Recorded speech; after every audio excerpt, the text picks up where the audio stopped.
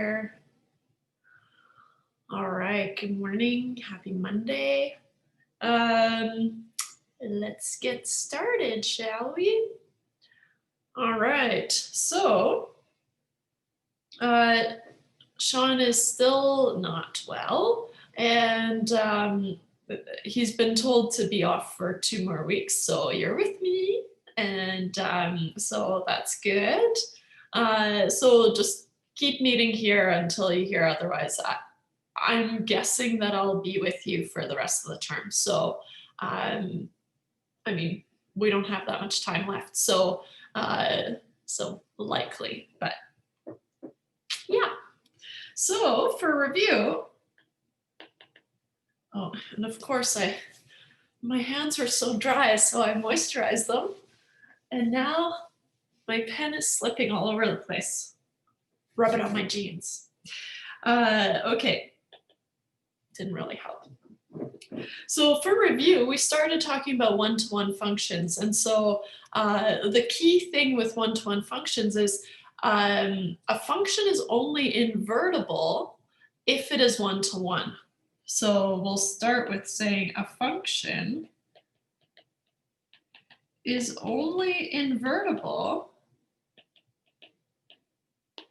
if it is one-to-one.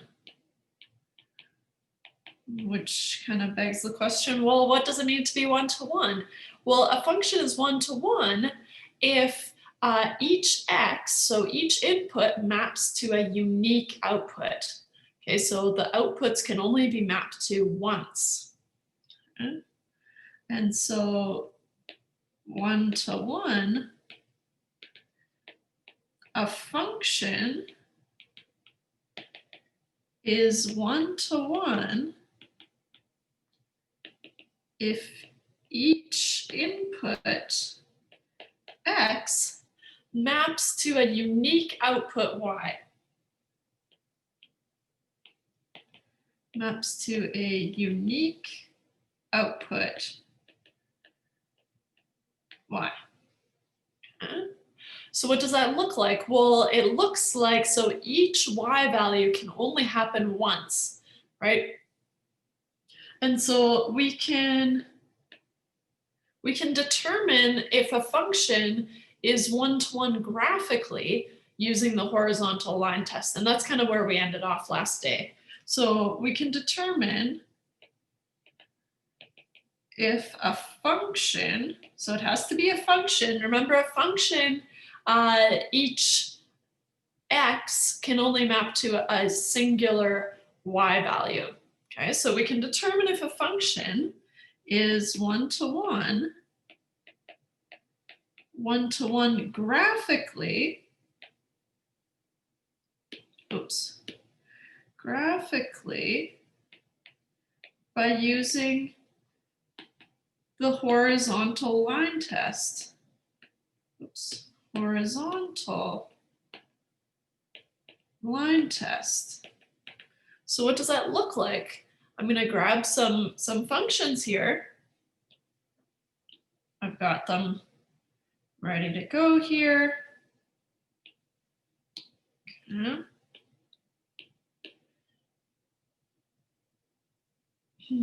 So here, right, if we're checking this out, okay, so what has to happen?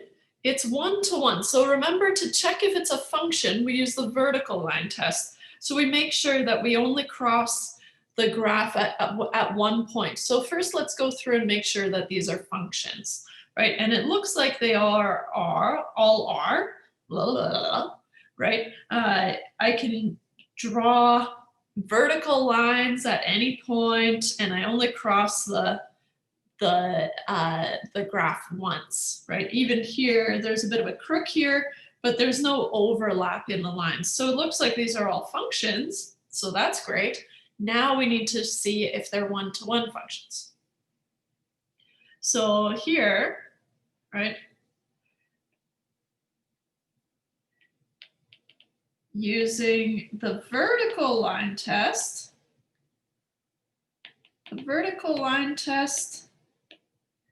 we see that these are all functions. These are all functions.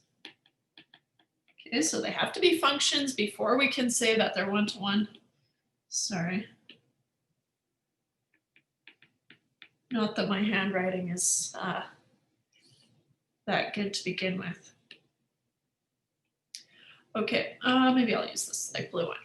Okay, so the horizontal line test, okay, now we need to make sure that, so we can always refer back to the definition. We don't need to memorize what the vertical line test or the horizontal line test is. It's a function if every value of x only maps to one y, right? So we can't have a loop back like this. It's one-to-one if each input x maps to a unique output y, right? So each y can only be mapped to once, okay? So we use the horizontal line test. So now we're drawing horizontal lines. Oops. Let's see here. If I draw this straight line, oh, I'm gonna just move it down there. Notice that we cross here, here, and here, right? Because we're not mapping to unique values of y, right? This is not one-to-one. Not one-to-one. How about we just do the number 1 to 1? Okay, by the horizontal line test. Let's do this next one here. It looks like each value of y is unique. We've got this kind of curve here, but it looks like it's always sloping down. So here, right, I can draw kind of horizontal lines, and it is one-to-one. I'll just do a check one. Is one-to-one. And I don't like my ones, so I'm just going to write it out. Okay. How about here, number 9? If we draw horizontal lines here, it looks like I'm only able to intersect the graph once. So this one is good to go. This one's a little bit tricky, right? But because you're able to draw this straight line all the way through here, it looks like we have the same value of y for this whole range of x's, right? And so that's bad news. That's not one-to-one. It looks like it is a function, right, which we determined, but it's not one-to-one. So here, it's not one-to-one. Okay. How about here? I'm going to go ahead and say that because I'm sloping down and then I'm sloping up, at some point there has to be some overlap. So it's going to be hard for me to draw, right? Something like that maybe. Here, here, I don't know. There maybe? Okay. So this is not one-to-one. Okay. So we're looking, we have to have unique outputs. Same thing here. Oh, haha. Nope, it's fine. Looks like I can just draw horizontal lines wherever I want, and I only intersect the graph once, making it one-to-one. Okay, so that's how we check if it's one-to-one graphically. So now what I'm going to show you is how to check to see if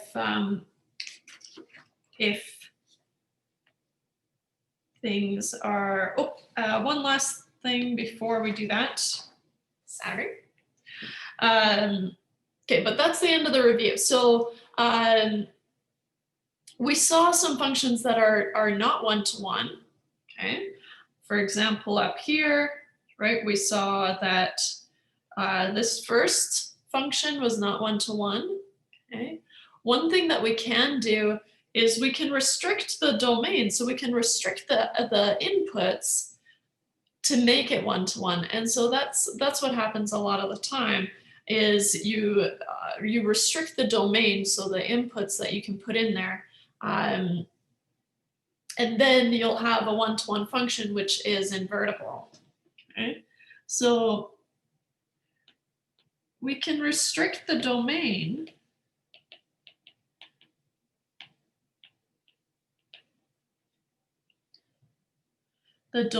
of graphs to make sure that functions pass the horizontal line test.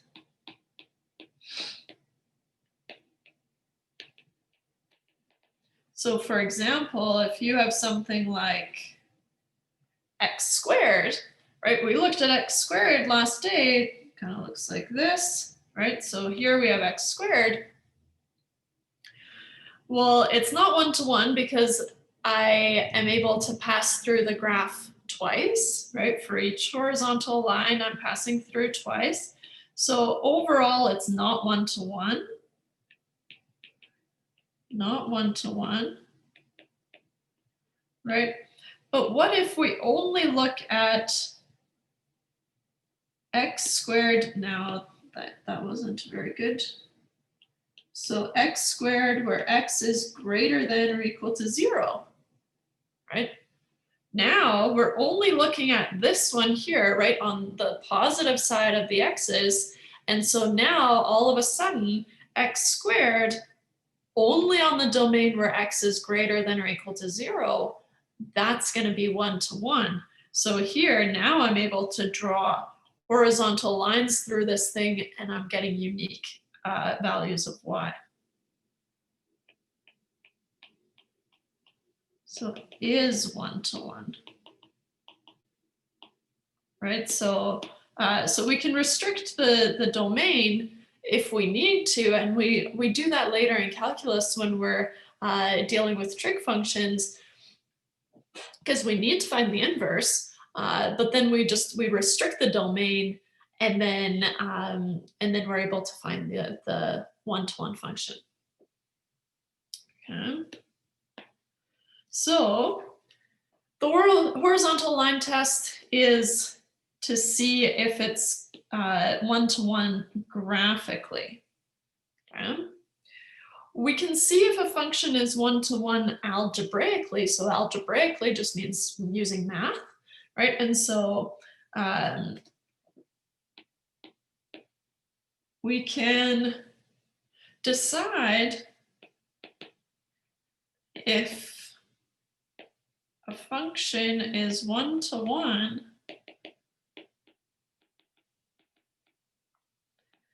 algebraically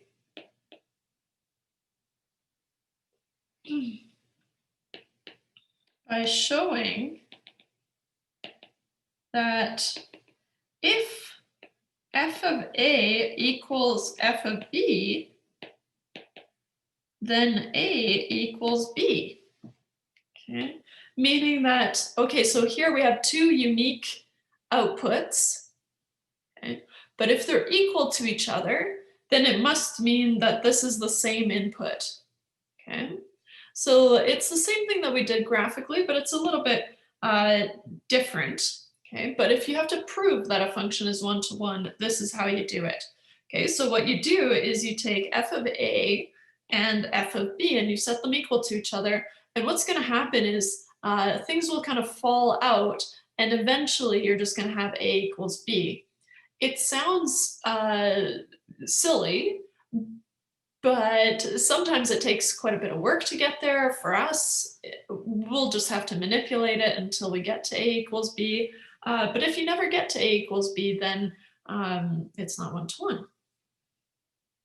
So for example, is f of x equal to 7x to the 3 plus 4, 1 to 1.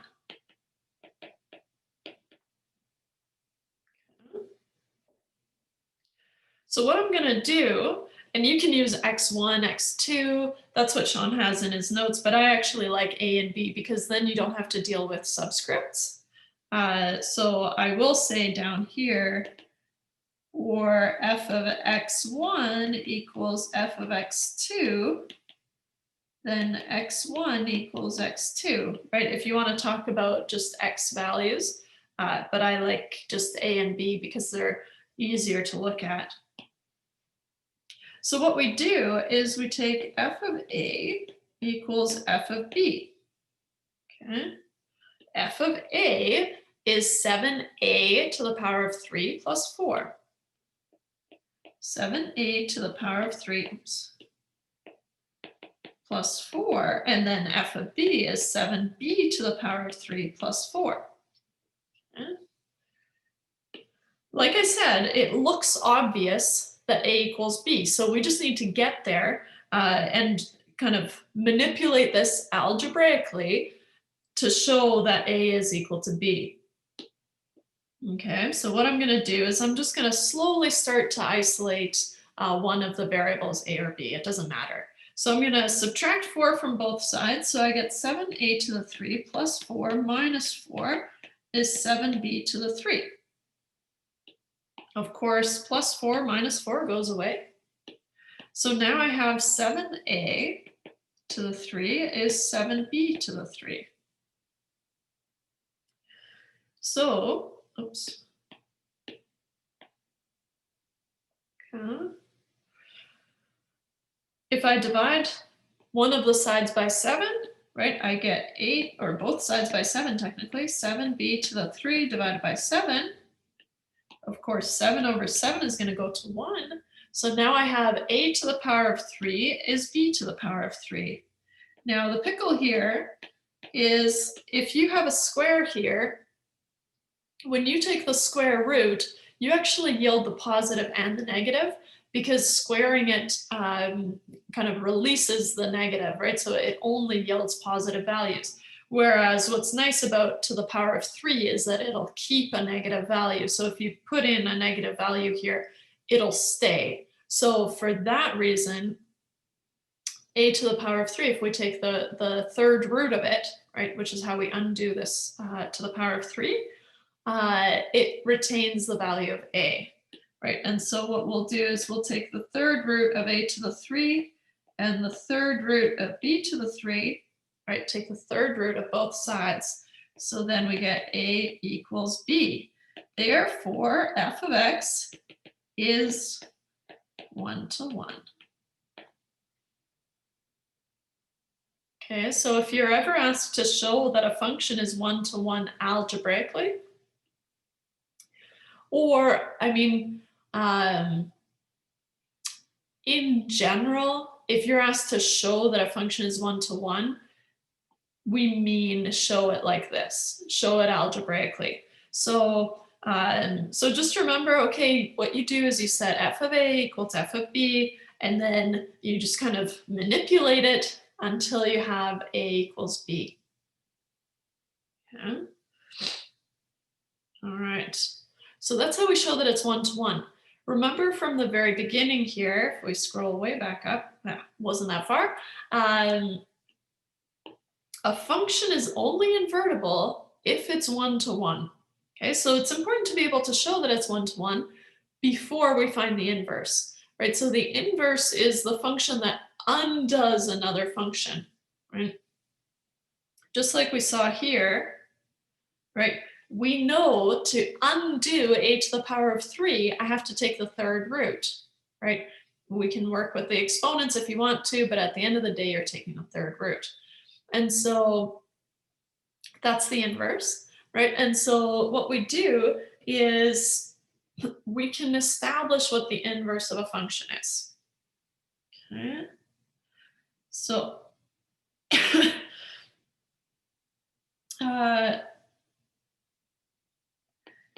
the inverse of a function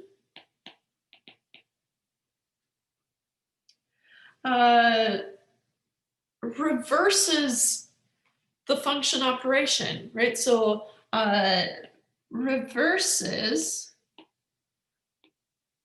a function operation, which means it's kind of used to undo the original function. So I'll just say undoes in quotes because that's not really a mathy term, but it's a nice way to think about it, right? It's the thing that undoes the original function.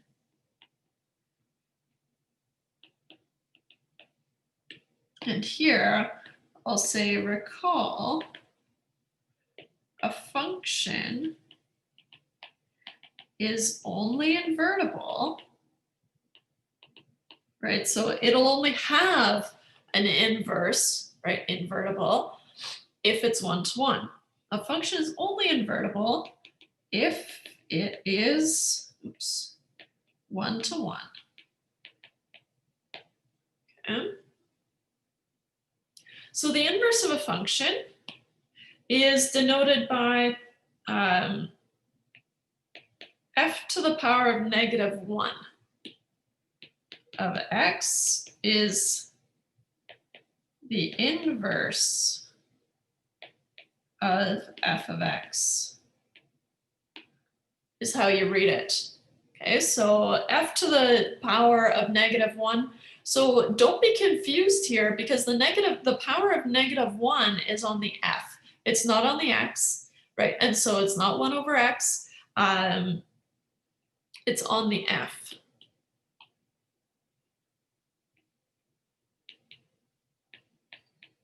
The power of -1 is on f. Okay. Which does not mean 1 over f of x, as we'll see in a little bit. Okay.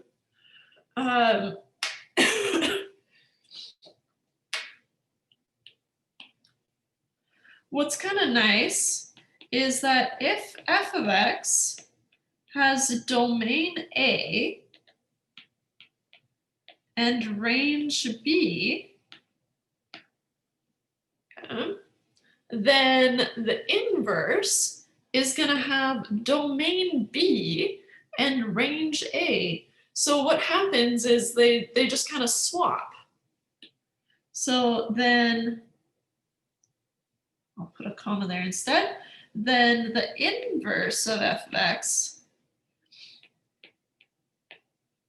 has domain B and range A.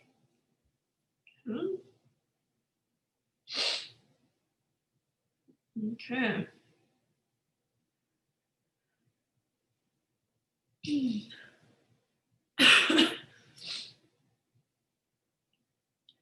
So,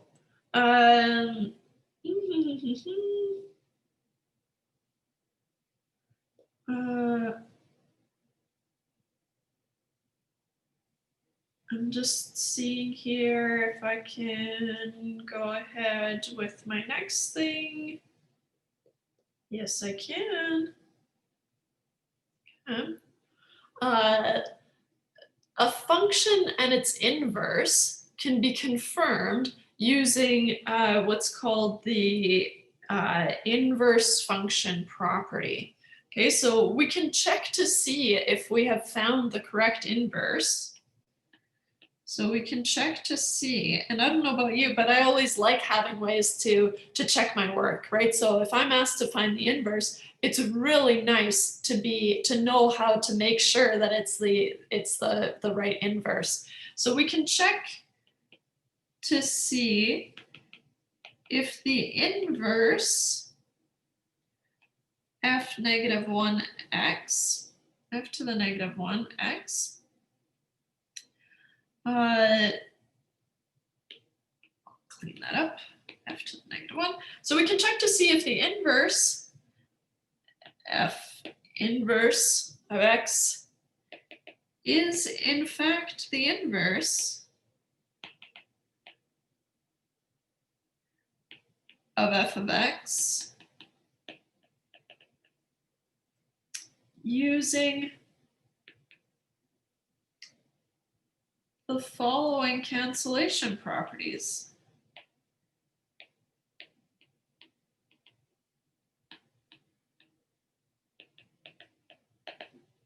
Okay. First off, f composed with its inverse of x has to yield just x. Okay.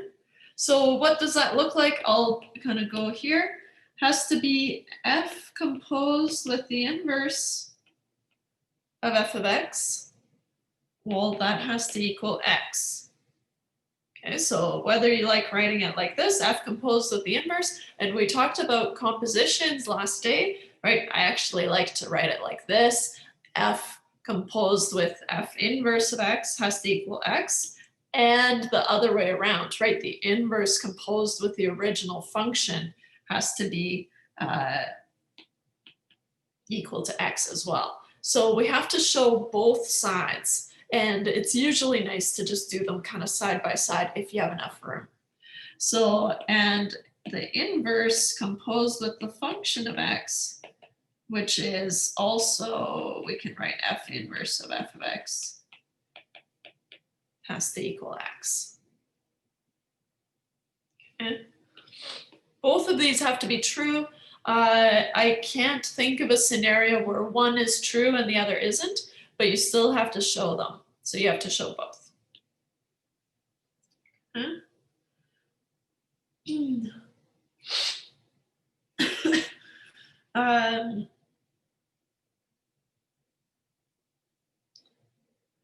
Let's do an example.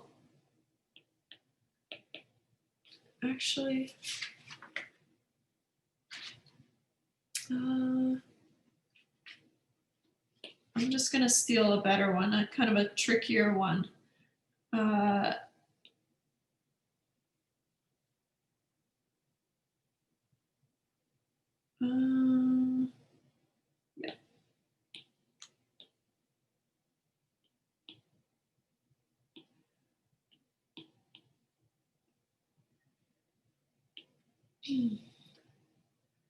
So you can try these on your own, but let's do 40 together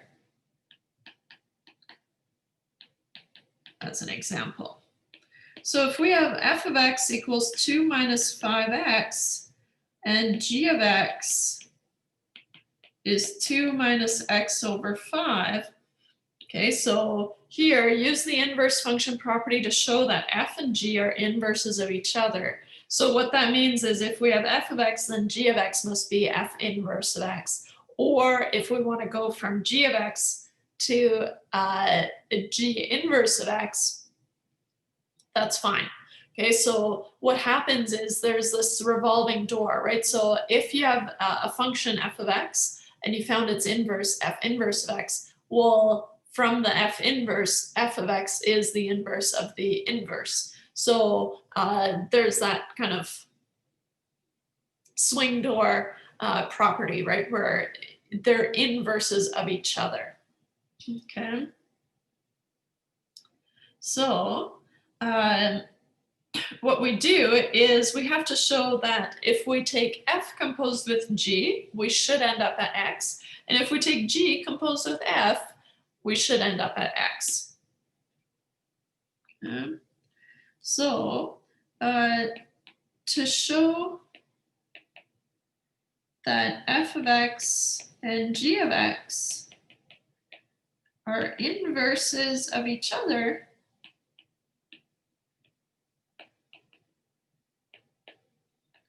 show that f composed with g of x, which in this case, right, if I just go ahead and do it,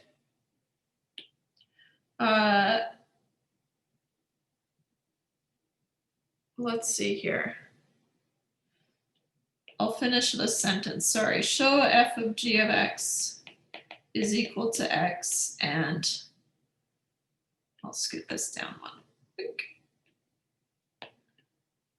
And g of f of x is equal to x. Okay. So like I said, it's often useful if you just kind of do them side by side if you give yourself enough room. Sometimes I write too big, so I can't. But maybe I'll tighten this up a little bit. Whee! Cheating. Not really. So 2 minus 5 g of x, okay, that's f composed with g of x, right? Remember from last day, so a little bit of a review of the function compositions. And that's why we needed them, right? So that we can be able to show that a function is the inverse of another function. And so this is 2 minus 5 times 2 minus x over 5. Okay, so what happens here is, well, I'm multiplying and dividing by 5, which means I can cancel these guys, which I'll indicate with a different color.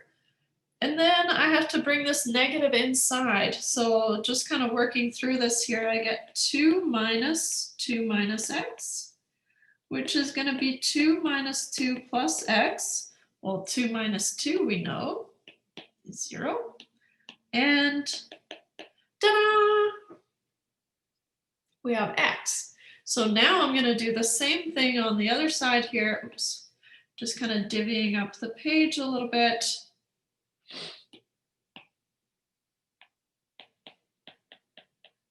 Because what I wanted to show was that f of g of x is equal to x, which I did, right? And now I need to show that g of f of x is equal to x as well. Same idea. So now I have 2 minus f of x over 5, which is 2 minus 5x divided by 5. Okay.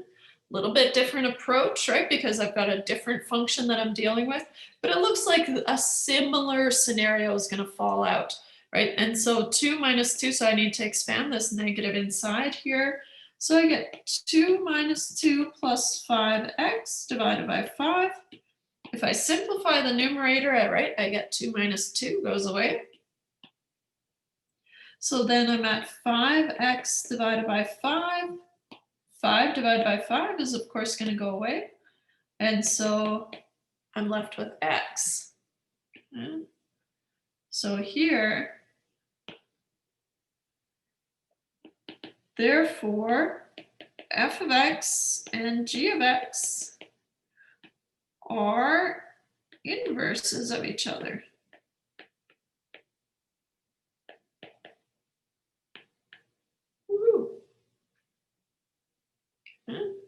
So that's what we have to do to show that we have found the inverse of a function. Okay. So how do we find the inverse of a function? So how these problems are going to go is typically if you're doing a huge problem, it would be show that this function is one-to-one. Right? So first you need to make sure that a function is one-to-one so that you can find the inverse. Second thing you would have to do is find the inverse. Third thing you'd have to do is show that this inverse that you found is actually the inverse using these cancellation properties that we just did. So last piece of the puzzle, right? We haven't gotten there yet, is how do we find the inverse? Okay. So to find the inverse of a function, we follow these steps.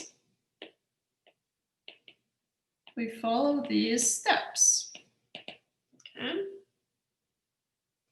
First thing you're going to do is write y equals f of x. Right? That's always true. Whenever you see f of x, you can kind of read it as y if you find it helpful, which I definitely did. It wasn't until I made that connection of like, oh, y and f of x are actually interchangeable. And I know that sounds silly, right? But it wasn't until I made that connection that, if I see f of x, I can just read it as y. It really helped me make sense of things. And so these are the same, But in order to do the inverse, we write y equals f of x. Okay, so y is the whole function. Then what we do, step 2, is we solve for x. Okay, usually we're solving for y, but in this case, we're trying to undo this thing. So we solve for x. Then we have to rewrite the equation, or what we just found, as y equals f inverse of x. Okay. So usually then by swapping, so by switching x's and y's. By switching x's and y's. Okay. The other way that you could do it, and how I was taught was, okay, so you do step 1, but then you swap your x's and y's in the first step, and then you solve for y, and then you don't have to switch them later. It really doesn't matter. But if that's what you're familiar with, then just keep doing that. That's fine.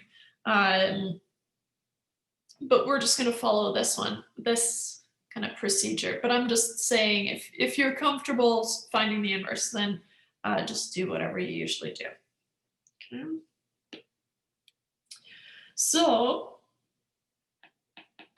for an example, find the inverse of f of x is equal to x to the 3 minus 2. First thing we could do is we could show that it's 1-to-1. Right? So first I'll add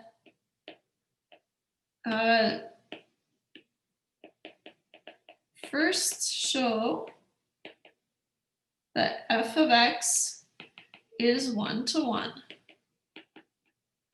Okay, so what I'm going to do, right? And is this the one? No, it's very similar to the one that we did before, but I think it's a good exercise. So we set f of a is equal to f of b, which means a to the 3 minus 2 must be b to the 3 minus 2. If I add 2, so I'm going to go a little bit faster here. A to the 3 minus 2 plus 2 is b to the 3. Boom, boom. A to the 3 is b to the 3. Third root, oops, didn't give myself enough room here. Third root of b to the 3. Just a quick kind of check. Okay, I need to make sure that I can take the third root. I can, because I can take the third root of any number, and the power of 3 doesn't make things positive, it just keeps the negative. So I'm safe here in canceling, so a equals b. Therefore, f of x is 1-to-1. Okay. Now we can find the inverse. Okay, so now we can find the inverse. Now we can find the inverse. Right? Because it's 1-to-1, therefore it is invertible. I'll add that. And therefore invertible. Trying to keep it on the same line. So now we can find the inverse. So what we do, step 1, is write y equals f of x. Okay, so what we have is y is f of x, which is x to the 3 minus 2. Okay. Second step is solve for x. So I have y plus 2 is x to the power of 3. Okay, solving for x, I have to take the third root of both sides. Hey, this third root is popping up everywhere, I guess. Y plus 2 is equal to x. Okay. So now I've solved for x. So what I'm going to do next is I have to rewrite this as the inverse. Okay, so what I have to do is my third step is, and how did I?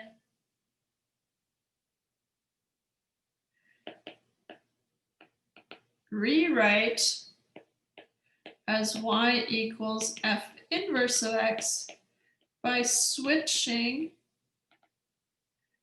x's and y's. Okay.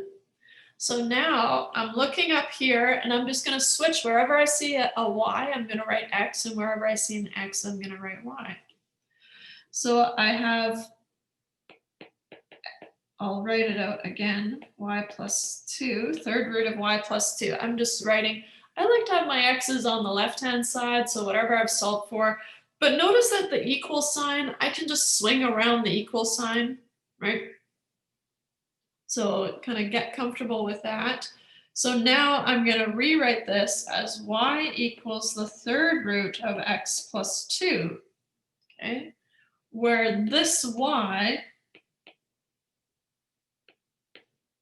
where y is the inverse of f of x, right? Notice that if we have an x in here, the variable that we should have in here should be the same, right? So it should be x. So now this y is a new y. It's the f inverse of x.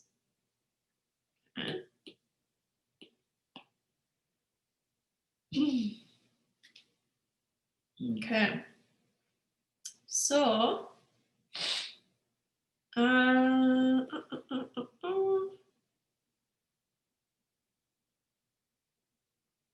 right. Confirm that it's the inverse. Okay. Next, we should confirm that this is the inverse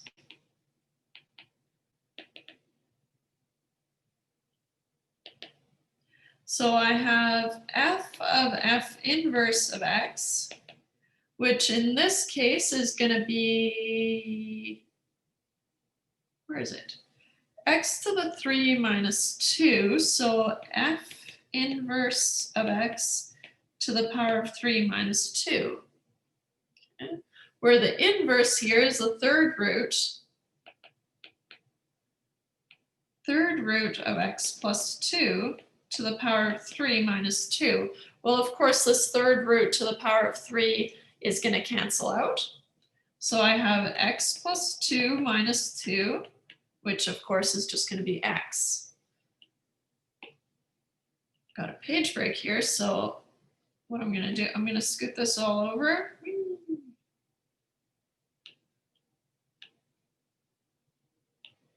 Right, so my page ends here, making it a little bit tight, but I'll see what I can do here. So now I need to show that the f inverse of f of x is also equal to x. Well, f inverse is the third root of f of x plus 2, which is the third root of x to the 3 minus 2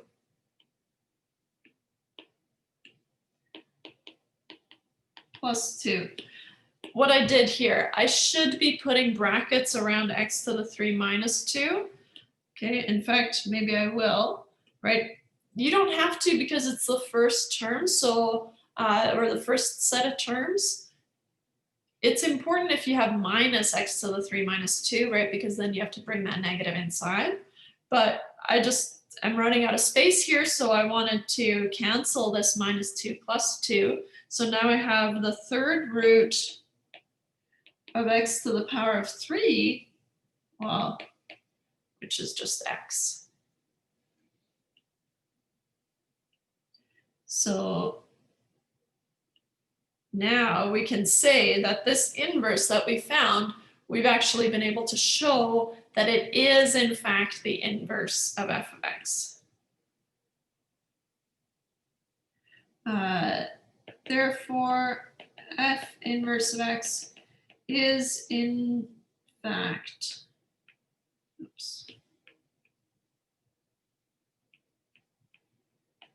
the inverse of f of x. Sorry, that got weird, but same page. So mission accomplished. Okay, so that would be the full procedure of a problem. Let's just practice finding the inverse. So for example, find the inverse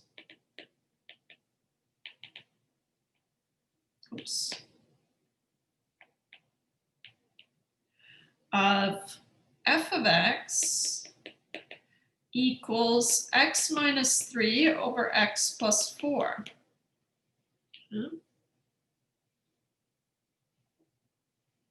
Okay, so what we do is the first step, right? We write y equals f of x.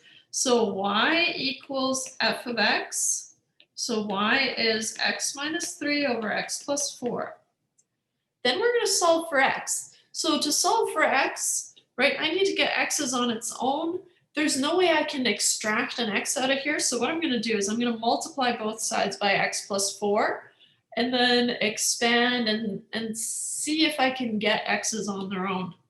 So I get y times x plus 4 is x minus 3. Oops.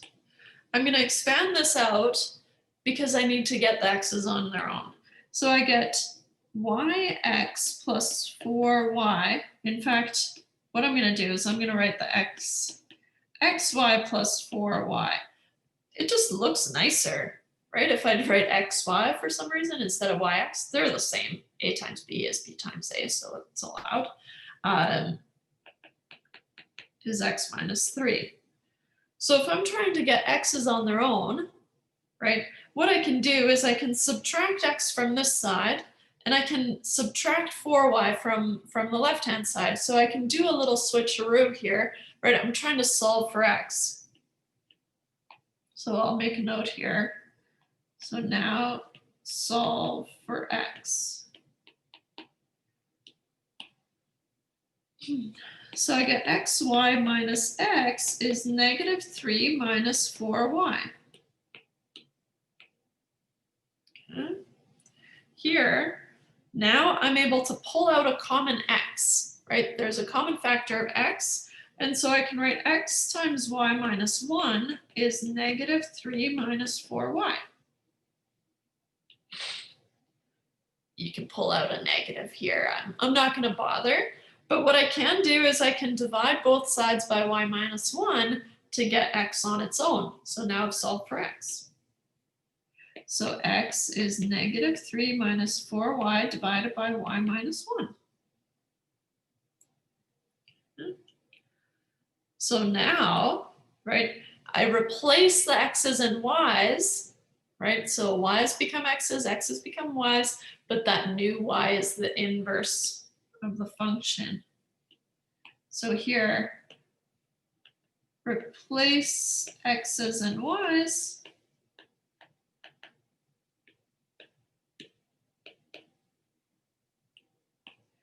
So I get y is negative 3 minus 4x over x minus 1.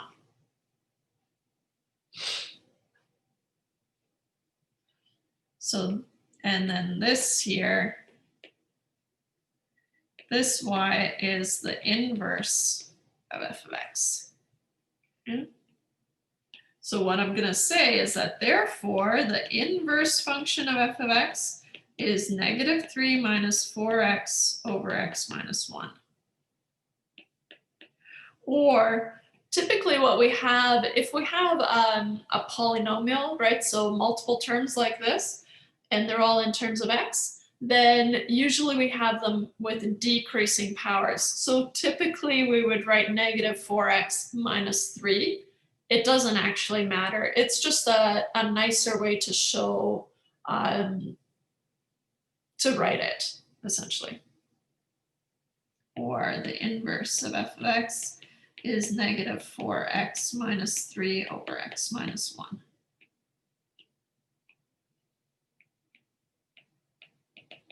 I'll just say written with decreasing powers of x.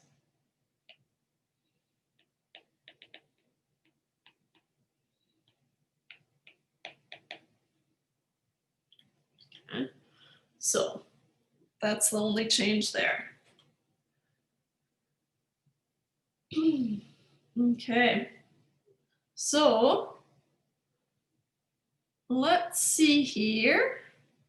If we have a look at the original function, right? The original function has a domain where x can't be negative 4, right? And so let's make a note here that the domain here is that x can't be negative 4, right? I can't divide by 0, but that's the only restriction that I have on here. There are no square roots, there are no logs, and so I have x can't be negative 4, right? Negative 4 plus 4 makes 0. I'm divided by 0, I'm not allowed.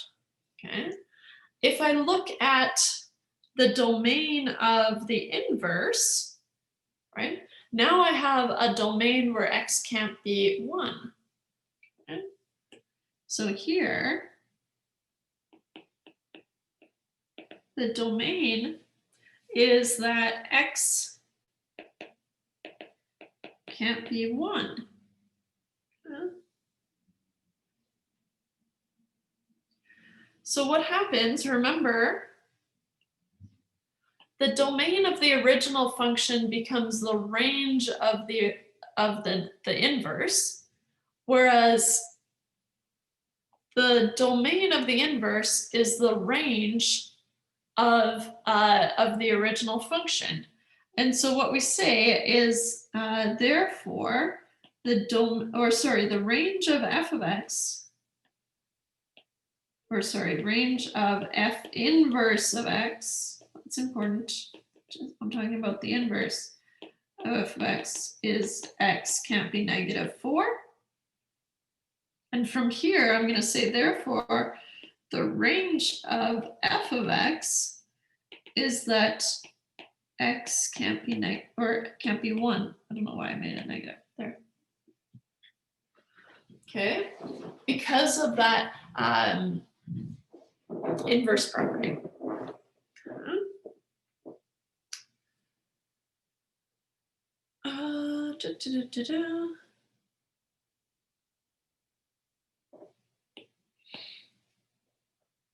So if we have, so if we recall that f of x is, where was it? X minus 3 over x plus 4. And the inverse that we found was negative 4x. Negative 4x minus 3 over x minus 1. Okay, what I want you to do is I want you to find f of 2 and f inverse of 2. Okay. So f of 2, well, now I'm looking at the original function. So I have 2 minus 3 over 2 plus 4, which is going to be 2 minus 3 is negative 1 divided by 6. Okay, so negative 1 over 6. Whereas f inverse of 2 is going to be, if I look at my inverse function, I have negative 4 times 2 minus 3. Over 2 minus 1, which is going to be negative 8 minus 3 is negative 11 over 1.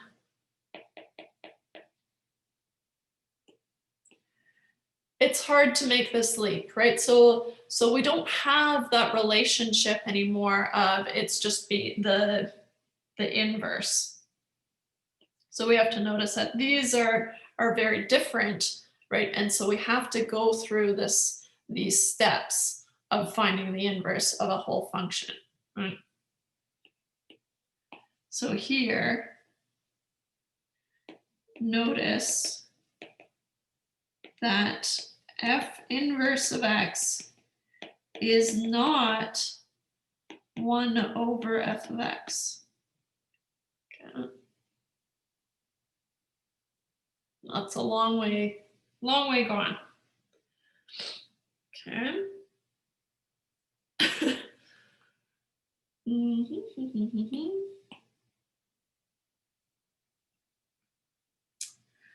Let's think about another example. If we have x squared plus 4, right? If we know the general shape of x squared plus 4 is a parabola, and then plus 4, we've moved it up 4 spots vertically up. We don't have a one-to-one function, right? We've already talked about x squared not being one-to-one. But what if we restrict the domain? So could we restrict the domain? Could we restrict the domain? And we've already talked about it. Of f of x equals x squared plus 4 to have an inverse. Oops.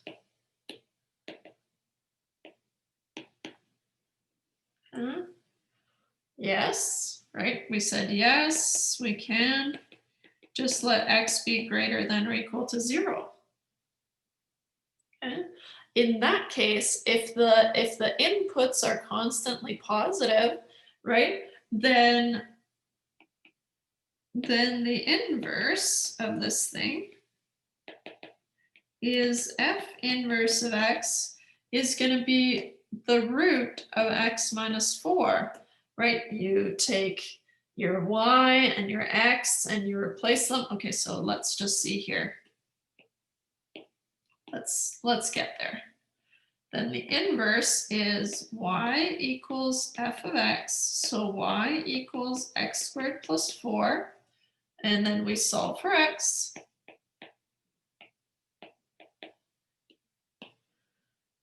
So we get y minus 4 is x squared.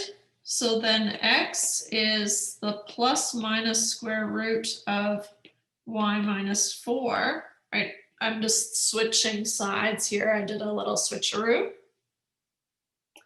And so what I have here is I get the plus and the minus side of the square root of y minus 4. But the problem here is that, okay, well, this is what makes it not one-to-one, right? Each value of x gives me 2 output values. That's bad news. But if we restrict the x to be greater than or equal to 0, right, then this negative side goes away.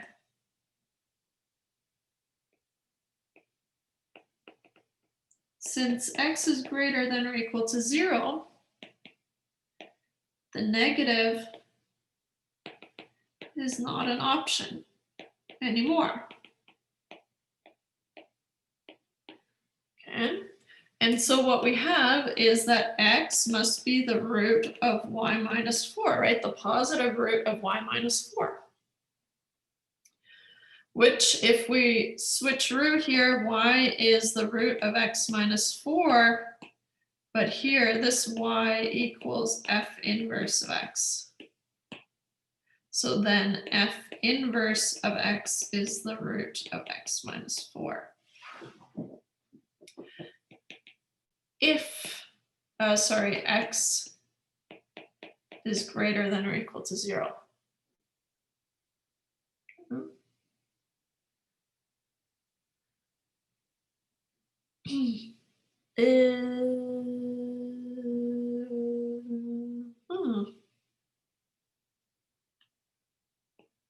Delete that. Why do I say that?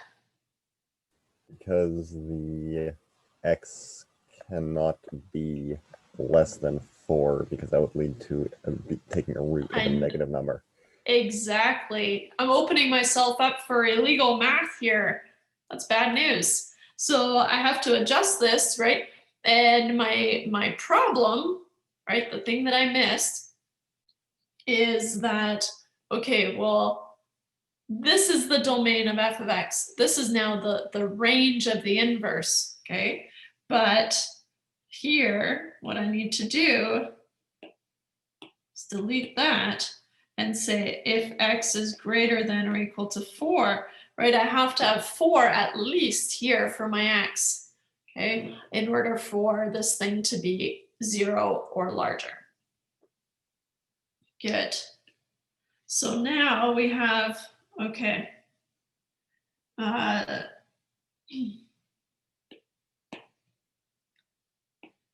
F inverse of x has domain x greater than or equal to 4 and range, right? We know the range from before here. We said the range, well, is the domain of the first function, so x greater than 0. Which puts us at y has to be greater than or equal to 0. The range is always in with respect to y.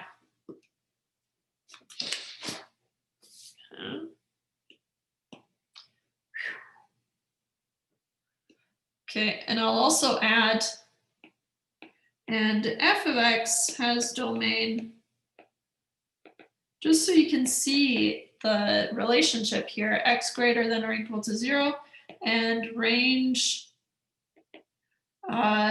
y greater than or equal to 4.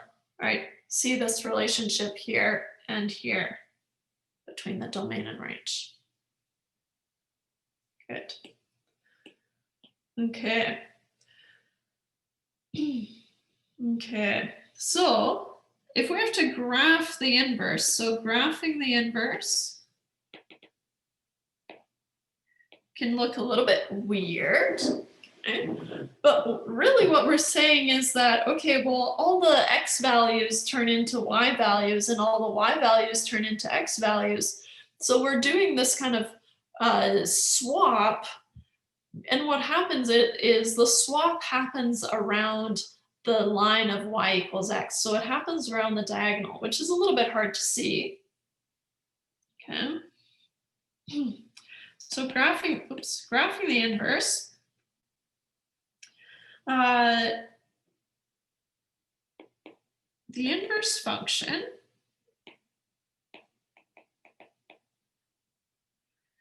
takes every combination a, b, takes every point,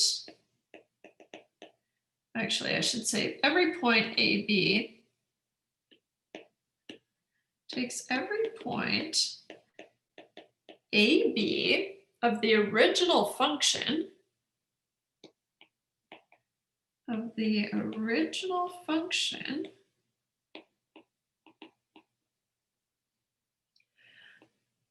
and flips them to BA. So in theory, what you could do to graph the inverse is you could find a series of points A, B on your original function, and then just switcheroo them and plot those points, and that's how you would find the inverse. That's a little bit tricky, but it is an option. Okay.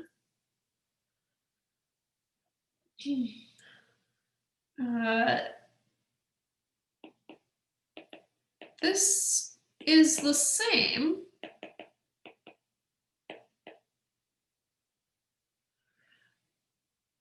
as flipping the xy coordinates, which is the same as reflecting around the line y equals x. So this is the same as reflecting the graph of f of x, around the line y equals x. Okay. So I'm going to grab a little graphic here.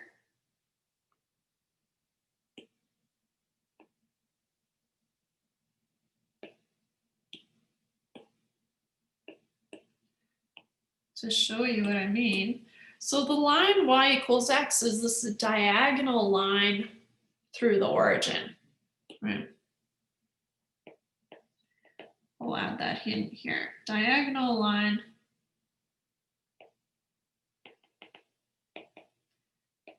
through the origin.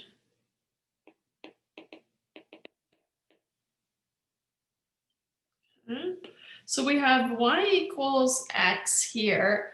And so if you have an original point AB on your function AB, then when you flip it, it becomes BA. So notice that it flips around this line. So what you could do on your original function, right, you could find some points and then you could map them back around this, this line across the diagonal. It can be a little bit hard to see. Oops, this doesn't really say diagonal, does it? There. But what I want to do is I want to use Desmos to show that the functions that we found are in fact inverse functions. So let's use this x minus 3 over x plus 4. And then we'll map negative 4x minus 3 over x plus, or x minus 1. So x minus 3 over x plus 4. X minus 3. And because I want this all divided by x minus 4, so x minus 4, x plus 4. Plus 4. Okay, so here I've got this function here. That's my x minus 3 over x plus 4. So now I need to map the inverse of this thing, negative, and all in brackets, negative 4x minus 3, and brackets divided by x minus 1. Okay. Looks a little bit weird, right? And I don't have a pointer here, but what I'm going to do is I'm going to put a line y equals x here. Okay. And notice that this purple one has mapped to just the other side, this black one, and it's hard to see the colors here, but right, so we see that it just kind of flips around this diagonal line. And then, of course, this further purple line maps to this further away black line. Okay. And I'll see if I can just kind of get some points on here. I can't seem to get multiple points on the same. That's okay. But let's see if I can maybe screenshot this. I have a hard time on my iPad screenshotting. But let's see if I can bring it in.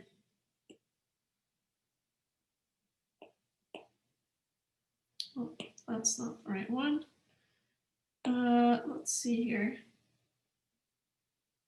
There. Great.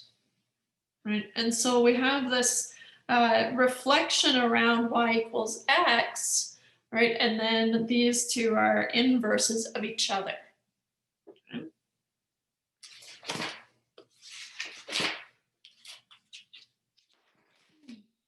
All right. So,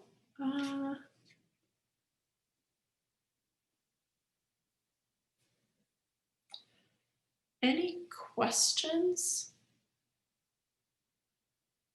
That's all I really have for chapter 2.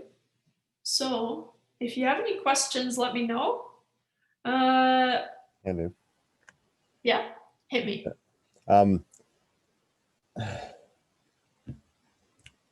I'm not really certain how to phrase it. If I remember on Wednesday, if I figure out a way to phrase it, it'll ask you then. Sounds good. Okay. Maybe we should find the inverse of a function again. I've got a couple up my sleeve here, since we have a few minutes, and it can be kind of tricky. So let's find the inverse of I'm not going to do the restrictions. Let's do this one.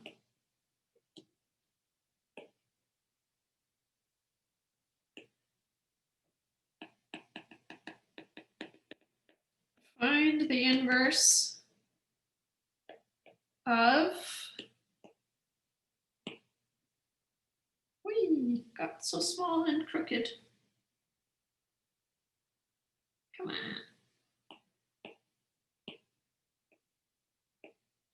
There. Here, I'll just write it out.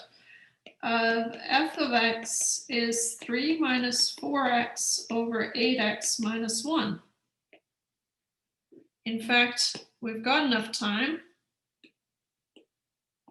First, part A. Show that f of x is 1 to 1. Oops.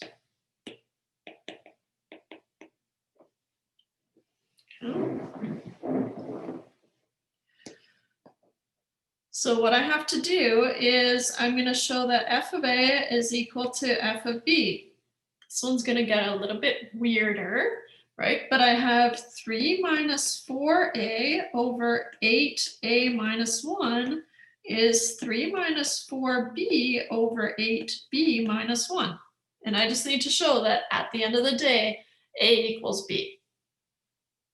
Because the question is find the inverse, we know it's 1 to 1. So I just need to show that it's 1 to 1, and I just want you to practice showing that it's 1 to 1. So what we're going to do is we're going to kind of expand things, and then it's going to simplify. So I'm going to multiply, I kind of cross multiply here. So I get 3 minus 4a times 8b minus 1 is 3 minus 4b times 8a minus 1. So like I said, I'm going to expand things out, and then I'm going to kind of contract them back together. And eventually we're going to end up with a equals b, right? But you need to do the work.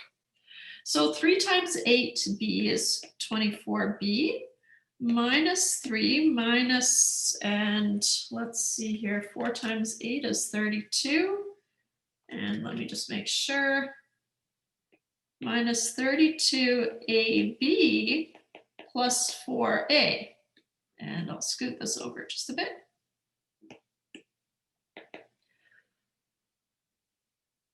Expand this other one. So 3 times 8a is 24a minus 3 minus 32ab and then plus 4b. So usually what I do is I shove everything over to one side, usually the left-hand side, and set the right-hand side equal to 0.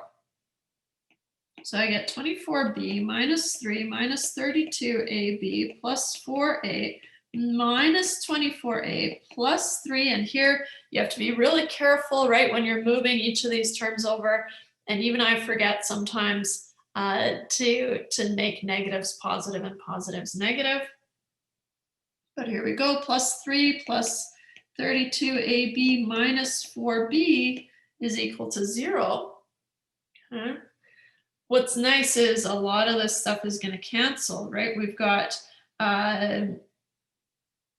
let's see here, negative 3 plus 3, that's going to go away. Negative 32ab plus 32ab, that's going to go away. Okay. Nothing seems to happen with 4a minus 24a, but it puts me at negative 20a, right? And 24b minus 4b puts me at 20b. So here, this becomes negative 20a, and then plus 20b is equal to 0. I don't like negatives, so I'm going to add 2a or 20a to both sides. So I get 20b is 20a. Well, if I do b is 20a divided by 20, I get a equals b if I just kind of switch around the sides. Therefore, f of x is 1-to-1 and thus invertible. So now we can go ahead and find the inverse. So I called that part A. Part B, find the inverse.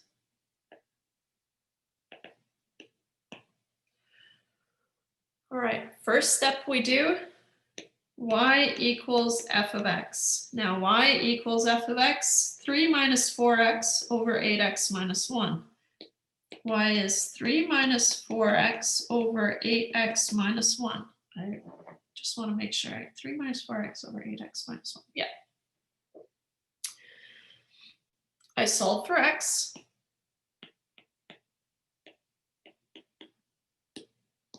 Okay. So I get y times 8x minus 1 is 3 minus 4x. Notice that I do the same thing always, right? If I have a fraction over here, I have to multiply this over to the left-hand side, and then I can expand, and then I can collect my x's on one side. So I get 8xy minus y is 3 minus 4x. If I add 4x to both sides and subtract y, I get 8xy plus 4x is 3 plus y. And here on the left-hand side, I can pull out a common x. So I get x times 8y plus 4 is 3 plus y. Oops. Solving for x, I get x is 3 plus y divided by 8y plus 4. My y's and 4's look the same. That's not good. There. So this, right, if we switch our x's and y's, so switch x and y, I get y is 3 plus x over 8x plus 4, but this here is my inverse.